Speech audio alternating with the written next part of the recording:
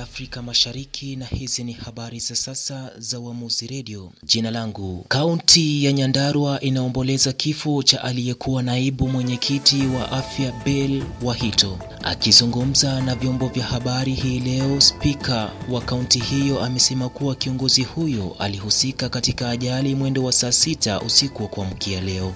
Spika huyo amemsifia kiongozi huyo kwa utendakazi wake, akiwatakia heri wanafamilia wake wakati huu mgumu. Sana ilikuwa ni ajali jana usiku kuelekea mwendo wa saa 6. Tulikuwa tumetoka hii kamati ya budget, na wakati mheshimiwa alikuwa anaelekea nyumbani akapatana pale kwa junction ya Malima, akapatana na basi ya Guardian, wakakuwa wanagongana na unfortunately tukampoteza hiyo wakati. So kwa sasa ni kuanza mikakati kumhamisha kwenye yako, kumweka mahali familia ina the wish of the family, kutoka hapo kuanzia nini zingine zote za mazishi.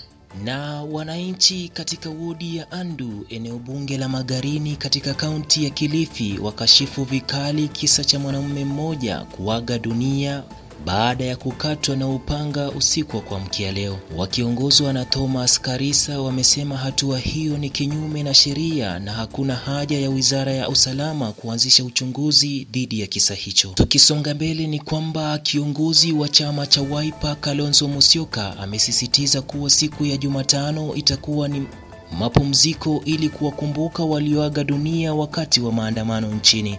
Hata hivyo, amesikitika kwamba familia ambazo wapendo wao waliangamia katika maandamano hayo bado hazijafidiwa.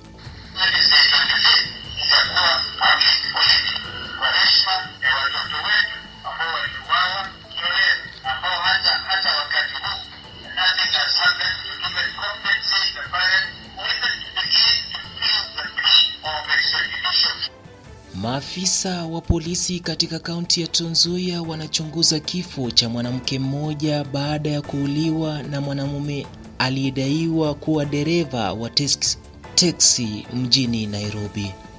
Kwa mujibu wa babake marehemu kwa jina Justus Sainyi, mwanamume huyo